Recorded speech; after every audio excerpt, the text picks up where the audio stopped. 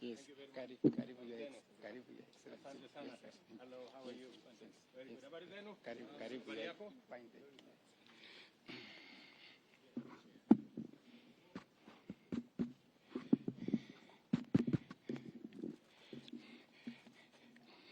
Your Excellency, the President of the Republic of Kenya, Dr. William Samoei Ruto, Commander-in-Chief of Defense Forces, Your Excellency, the Deputy President, Honorable Rigathi Gachagua, CSS President, Honorable Governors, development partners, members of the media, ladies and gentlemen, Your Excellency, allow me to keep this very brief so that we allow you to do some other activities. Your Excellency, with your permission, allow me to invite Madam Anna Waiguru, who is the Chair, COG, to make a brief remark. Thereafter, hand over to CS Kobia. I don't want to come here again, to Waziri Professor Kobia, who will invite the Deputy President to invite Your Excellency. Thank you.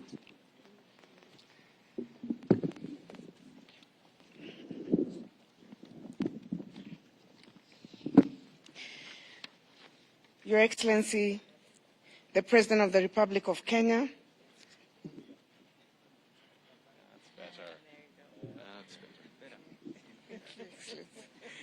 Thank you, Excellency.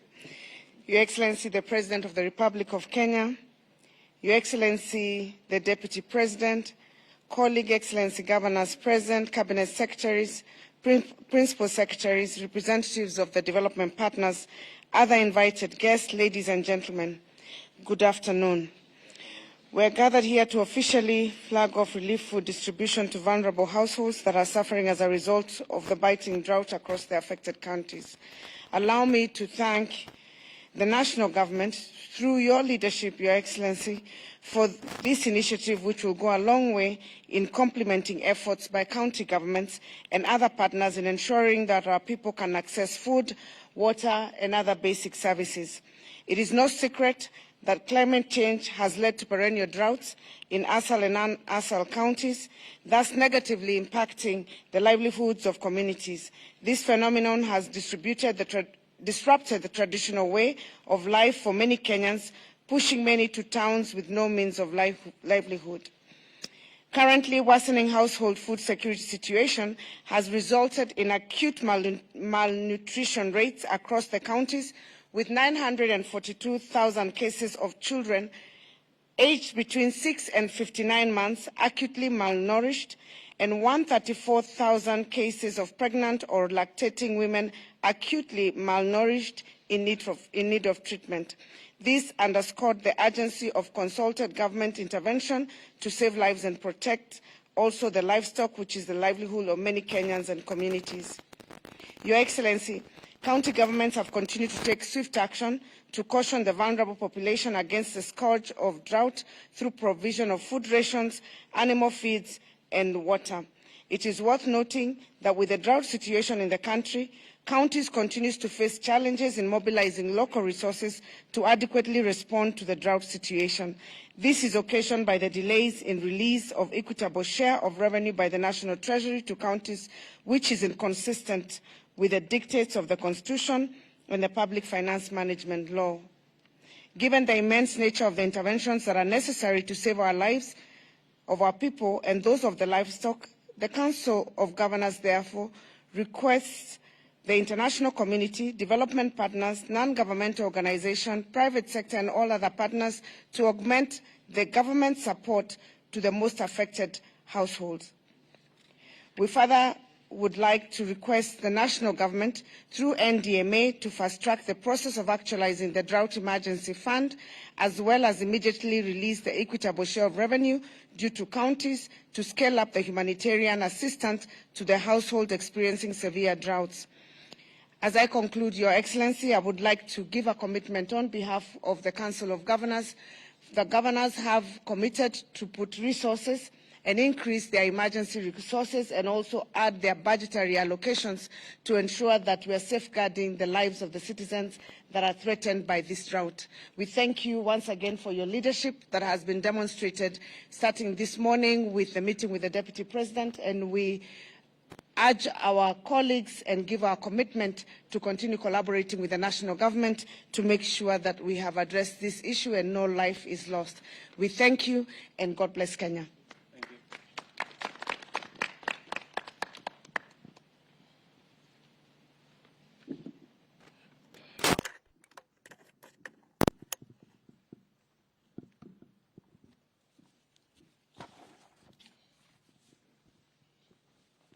Your Excellency, Dr.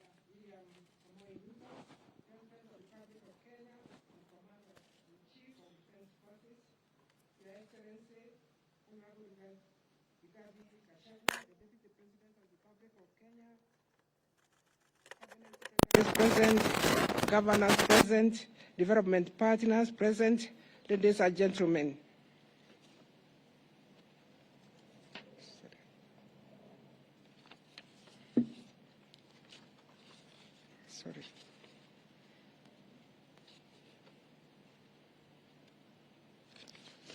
Sorry about that delay. Your Excellency, on behalf of the ministry responsible for ASAL, Social Protection and Special Program, I wish to thank you for prioritizing to preside over the flagging of the food relief to go to affected Kenyans who are experiencing severe drought. Your Excellency, as you delivered your statement in the United Nations General Assembly, you highlighted the global food crisis, the economic crisis, among other challenges that Kenya is trying to solve. We, as public service, you gave us your focus, and we can say we share your vision, and we are going to support your initiative, Your Excellency. The government, ministries, departments, and agencies, and development partners, humanitarian organizations, and the others who are represented here this afternoon, have committed to support the effort of Kenya, just as we know the severe drought affects Kenya and the Horn of Africa.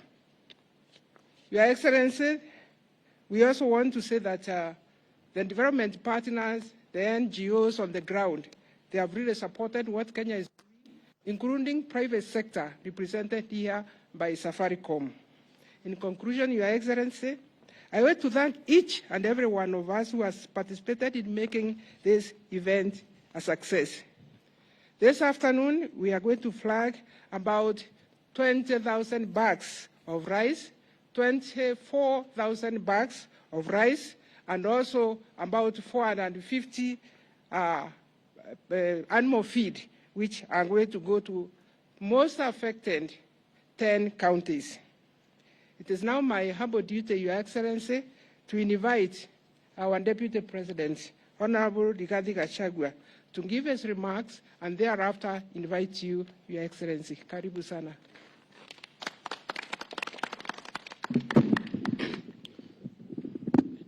Your Excellency, President William Ruto, I wish to confirm to you that, further to your direction yesterday morning, that we initiate talks between the county government and the national government with a view of creating a roadmap of dealing with the drought situation. A meeting took place this morning under my chairmanship, and we have already briefed you that we have agreed on the way forward. And I want to assure the people of Kenya that the President has directed that he wants a continuous engagement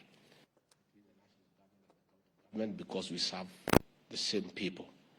And out of that consultation, a roadmap has already been created going forward.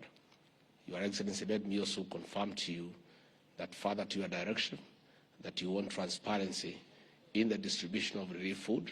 It has been agreed that the food that you are flagging off today and subsequently will not be distributed by county commissioners alone. It will be a concerted effort between the national government administration, the county governments, and our development partners, so that there is transparency and there is efficiency. So, Your Excellency, let me also confirm the way you have directed that we meet weekly and give you appraised, and the people of Kenya appraised on the situation on how we are dealing with this problem. With those few remarks, it is now my pleasure to invite the President of the Republic of Kenya to make his remarks. Karibu sana. Thank you. Thank you, Mr. Deputy President. Governors present here, ministers, friends who are partners with us in this effort, from the World Food Program, from Safaricom, from USAID, and all the other organizations present here today. Ladies and gentlemen, this afternoon, we are here to flag off food, as has been mentioned by our CS responsible. We have in these 50 trucks, 20,000 bags of rice, 20,000 bags of beans, and assorted animal feed, together with cooking oil that will go to the various parts of our country that today are facing serious challenges of drought. 3.5 million citizens in the Republic of Kenya are today severely affected by drought, not to mention livestock and other areas that are affected, delivery of water, the absence of pasture in many parts of our country. Currently, we have 23 counties across the country that are suffering the very serious and severe effects of drought. To avert any untoward further suffering of citizens in these areas, I did ask my deputy to convene a meeting of governors and all the other stakeholders, and we now have a plan of action to build on the plan that existed before, so that we can efficiently and expeditiously deal with the effects of drought in the various parts of our country.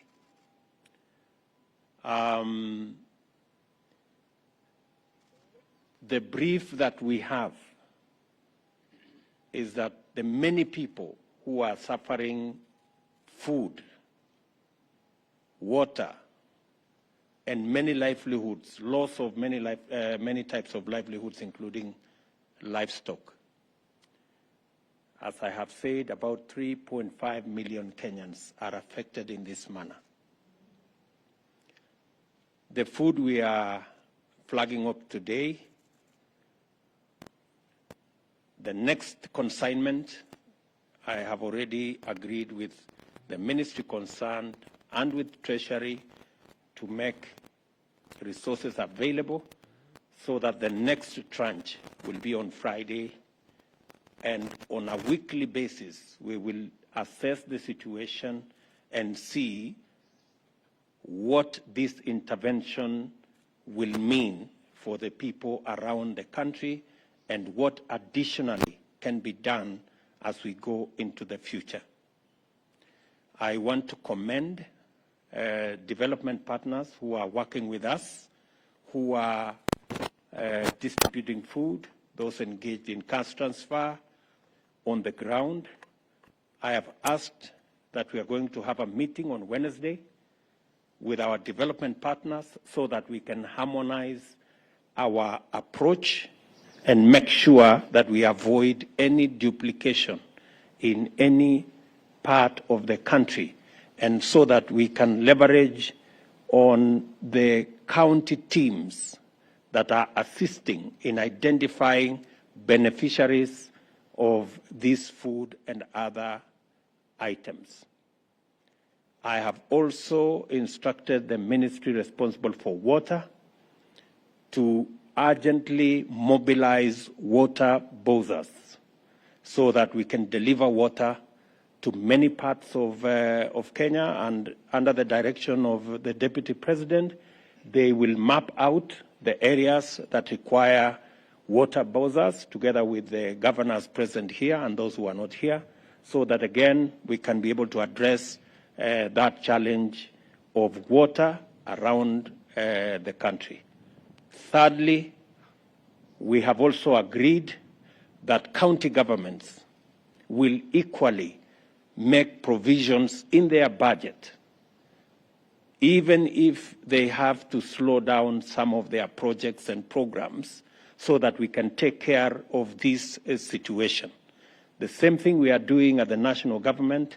We expect county governments to adjust their budget so that there can be available additional resources to take care of the drought situation in the country. I have also told the Deputy President, being the chair of IBEC, to make sure that county governments are facilitated to adjust their budgets so that they can make resources available, working with the Comptroller of Budget and all the other institutions so that we can take care of this situation, because indeed it is a very severe situation. I also want to say that to thank the military, NYS, our development partners for mobilizing the transportation of this food around the country and into the counties that require this food. And we are looking forward to working with others to make sure that we facilitate this whole exercise. I have also asked the Treasury to work with the counties so that they can favorably consider adjustments of the various interventions that are required to make it much more easy for Kenyans to deal with the current situation. We will also be mobilizing resources for animal offtake, where we find that the animals are too weak. We're going to work with Kenya Meat Commission to make sure that there is an offtake program that will facilitate citizens not to be stuck with livestock when they do not have pasture. And finally, let me also say that I have asked the Deputy President to, on a weekly basis, make these consultations possible so that we can monitor as government the steps that are required for us to ensure that no Kenyan dies of hunger as we manage the effects of climate change and as we think on the long-term solutions to this challenge. Finally, I am asking all our farmers across the country that we are now in the process of facilitating availability of fertilizer in many parts of our country, especially those with short rains. We will also mobilize for fertilizer for the long rains. I want to ask all farmers who had cut back on acreage under food production that the government of Kenya will support them fully in these short rains and in the coming long rains so that we can produce sufficient food to take care of our food requirements as a country. And in the short term, we are working as part of our plan to ensure that we transit our agriculture from rain-fed to irrigation And in so doing, we are going to be working with the private sector on the delivery of water under our public-private partnership. As I have committed, we are going to work on the law so that we create provision for water purchase agreements that will make it possible for the private sector to invest in the water sector, and we can buy water from them, and we do not have to deploy huge resources from government in that sector. The private sector can work with us in our bigger plan of ensuring that Kenya becomes a food-secure nation. It is my hope that this will be among the last times we are doing this kind of ceremony, where Kenyans are facing starvation and hunger, and we have to do this. I think it is possible for us, going into the future, to have a much more proactive approach to situations like this so that we manage them ahead of time and avoid situations of a crisis like the one we are in. For the last 4 years, we have had failure of rain in many parts of Kenya. That is what has exacerbated this situation, and hopefully we should be able to be better prepared as we go into the future. I want to thank all the stakeholders, the governors, for undertaking that they will work with us and work with all the other stakeholders in not just making sure that we have additional resources for food, but also working together with our development partners in making sure that this food gets to the right beneficiaries and there are no duplications and there are no issues of integrity around the distribution of food to those who are in need. So I want to say thank you very much for all those who have made this possible. I look forward to making sure that this situation is managed and we don't lose no citizen to hunger because of the drought situation we have in the country. Asanteni sana, and may God bless you.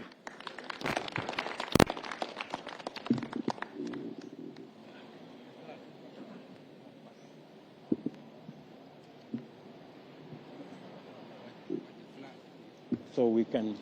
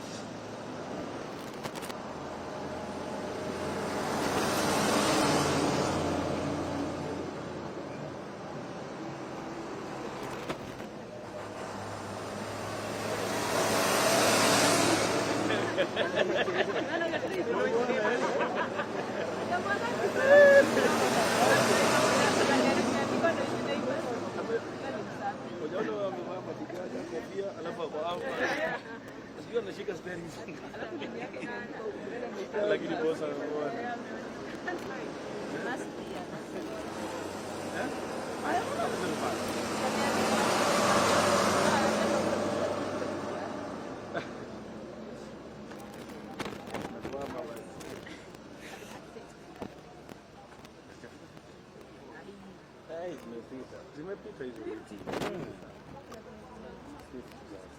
Are you sure?